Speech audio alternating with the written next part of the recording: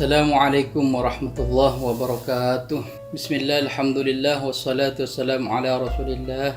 Allahumma salli ala Sayyidina Muhammadin al-hadi ila tariqil millah wa bijahihi isrif anna kulla maradin wa alamin wa waja'in wa illatin. Allahumma la sahla illa ma ja'altahu sahla wa anta taj'alul hazna idza syi'ta sahla. Amma ba'du.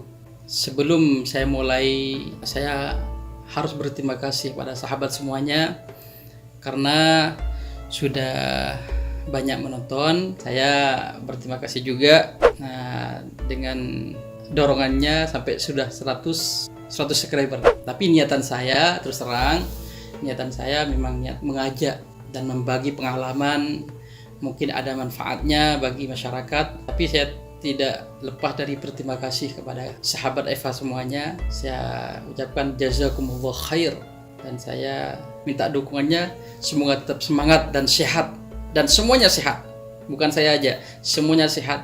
Anda semuanya, sahabat Eva semuanya, mudah-mudahan diberi kesehatan oleh Allah Subhanahu wa taala. Sahabat Eva yang saya muliakan dan yang saya hormati, saat ini kita akan membagi kajian atau penyempurnaan masalah manasik, tetap dalam bidang manasik haji dan umrah. Tetapi yang lebih khusus bisa dimanfaatkan dan bisa diikuti dan diperhatikan bagi orang perempuan yang ingin melaksanakan umrah dalam keadaan haid. Pemirsa, kita harus bersyukur dulu kepada Allah Subhanahu wa taala karena masih saat ini kita semua masih diberi kesehatan rohani dan jasmani, dan juga salawat dan salam tetap kepada baginda Nabi Muhammad sallallahu alaihi wasallam. Sahabat FH, kembali kepada kajian malam ini, yaitu yang penting diperhatikan bagi orang perempuan yang haid.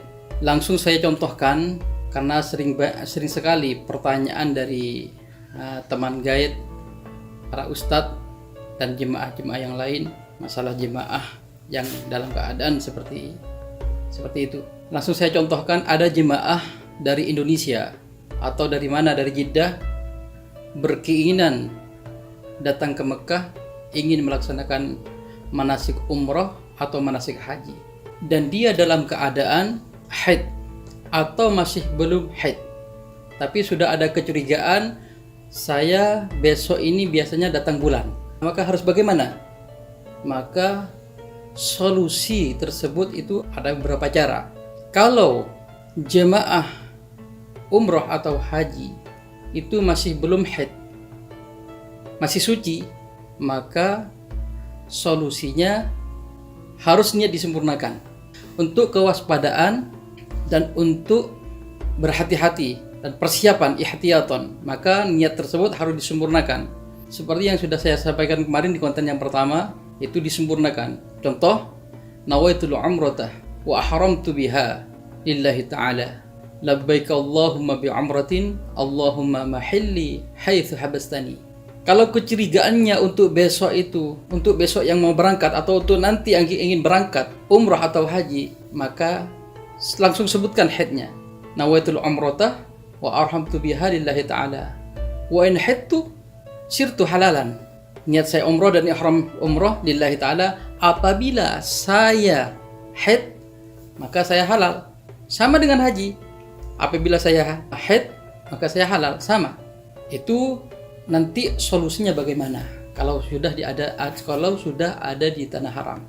Berangkat dari Jeddah, ini contoh dari Jeddah saja biar gampang ya. Ada jemaah dari Jeddah itu sudah curiga besoknya akan haid, udah biasa, nawaitul umratah wa ahramtu biha lillahi ta'ala Allahumma mahilli haitsu habastani, atau umpama saya haid, saya menjadi orang halal, udah masuk. Sampai di Mekah belum tawaf ifadah atau belum tawaf umrah, dia datang haid, dia otomatis langsung haid dan langsung halal. Maka solusi tersebut, manfaatnya niat tadi, maka tidak wajib untuk membayar dam dan tidak wajib qada. Itu kalau diniati syarat.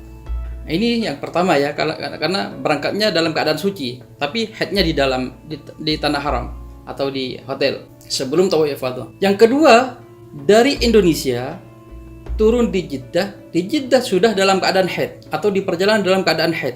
Bagaimana solusinya? Solusi terbaik menurut saya yang saya ketahui dari kitab-kitab itu yang pertama, jemaah wajib niat dari mikot tersebut, dari Jeddah ataupun dari Madinah, wajib niat saya umroh dan ihram umroh lillahi ta'ala. Udah.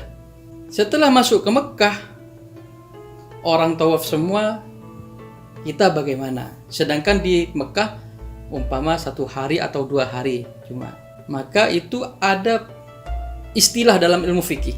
Istilah apabila dia dalam keadaan haid tersebut, haidnya tidak terus-terusan, keluar darahnya tidak terus-terusan. Kan yang saya dengar ada yang terus itu enggak tahu masalah kenapa di orang perempuan tersebut, tapi ada yang putus-putus. Di waktu putusnya 1 jam atau 2 jam atau 1 jam aja, 1 jamnya itu putus, maka mengambil kaul yang memperbolehkan, yang mengatakan yang diistilahkan kaul laqit ya, kaulul laqtih lam qafta, kalau bahasa santrinya kaul laqat. Maka jemaah tersebut bisa mengambil pendapat yang di waktu sucinya itu, di waktu terputusnya darah haid tersebut, boleh mandi besar dan wudhu. Setelah itu tawaf sendirian atau minta tolong sama gaid, tolong tawaf 7 putaran.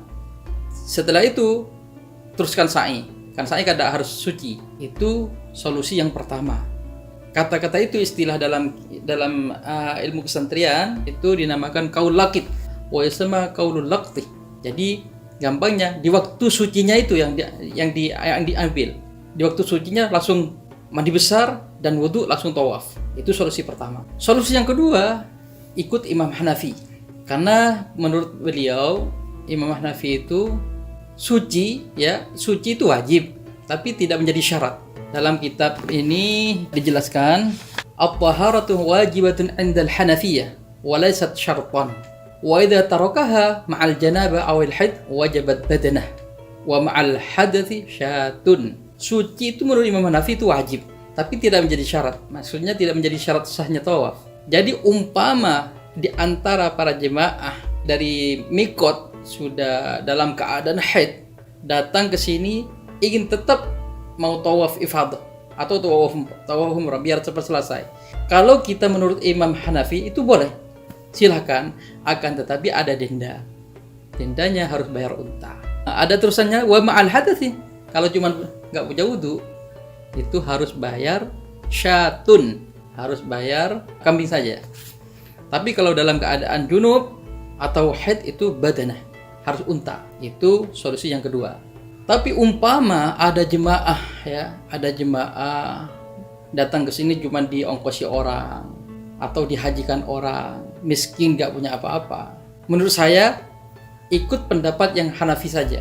Tawaf, sa'i, teruskan saja.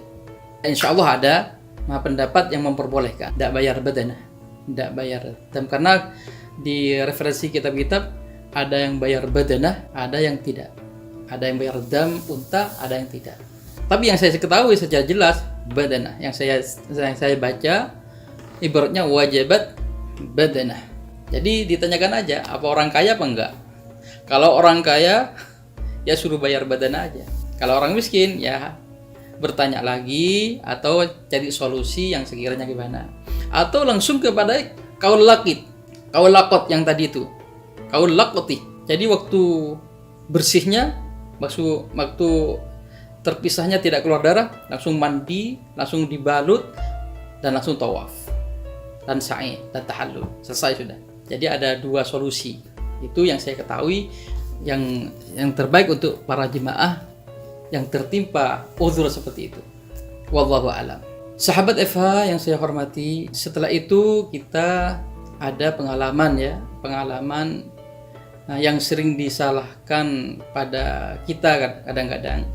Itu masalah buka aurat. Ada kejadian salah satu gaid sama jemaah, mungkin jemaah yang agak ngerti tapi kurang paham, ngerti tapi kurang paham juga dalam ilmu manasik karena kurang pengalaman. Bukan alim dia, tapi kurang pengalaman.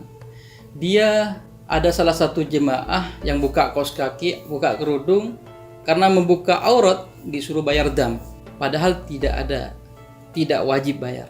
Contoh gampangnya begini, dalam keadaan ihram ya, melepas atau telanjang sekalian, itu nggak masalah. Maksudnya nggak masalah, nggak usah bayar dam. Cuman dosa membuka aurat di dalam ihram, di luar ihram, itu hukumnya haram.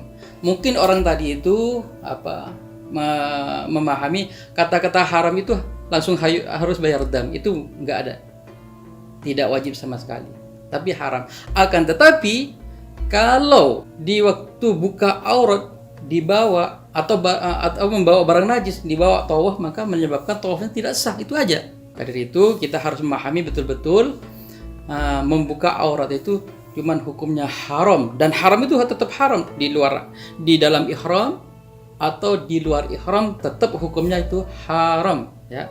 Itu yang saya temukan. Dan lain lagi masalah bawa sandal ya, kemarin sudah saya terangkan, tapi nggak apa-apa saya sampaikan lagi. Bawa sandal asalkan ya, walaupun sudah dibawa ke kamar mandi, asalkan tidak jelas ainun najisnya tidak kelihatan mata, pokoknya apa kotorannya, kencingnya nggak kelihatan, itu nggak apa-apa dibawa, ma'fu. Karena di hammam itu ada hukmul khas. Hukmul khasnya apa? Ma'fu. Karena sudah umumul balwa, karena repot untuk dijaga. Paham insyaallah ya? Paham ya insyaallah. Ya, mudah-mudahan paham. Kalau enggak paham nanti tulis di komen di bawah itu, saya akan jawab insyaallah. Atau inbox pada nomor saya. Saya insyaallah saya akan jawab. Sahabat FH, sekarang yang harus hati-hati juga bagi kaum perempuan ya. Yang laki-laki juga harus hati-hati. Tapi yang banyak terjadi pada perempuan masalah berpakaian. Karena kadang sepengalaman saya sering terjadi jemaah mau ke kamar mandi, dia pakai celana levis, bahkan dia ke kamar mandinya gak hati-hati. Nah ini kata guru saya itu sampai memperhatikan sendiri, namanya Ustadz Zabibah, itu mengajar di pondoknya Sayyid. Bagi perempuan atau laki-laki yang pakai celana, kalau ke kamar mandi itu harus lepas semua aja, nanti disiram.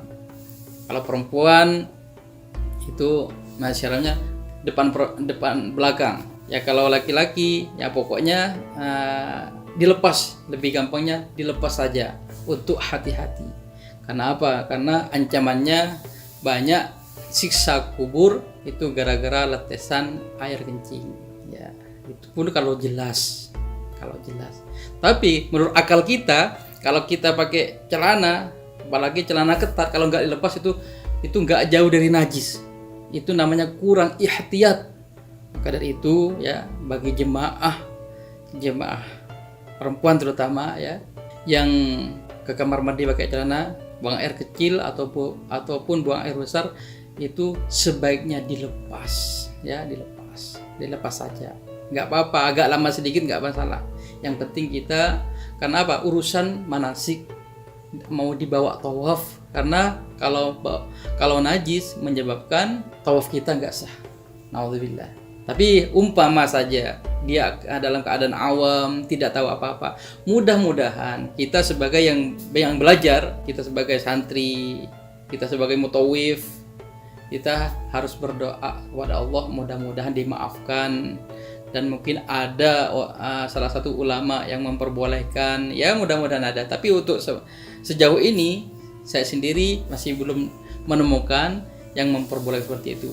Tapi yang baik seperti tadi itu dilepas saja. Sahabat Eva yang saya hormati, mungkin untuk hari ini biar tidak lama-lama kita akhiri dulu. Apabila ada salah dan ada pertanyaan, silakan bertanya di kotak komen di bawah itu. Saya akhiri dulu ya. Wabillahi taufiq wal hidayah. Wassalamualaikum warahmatullahi wabarakatuh.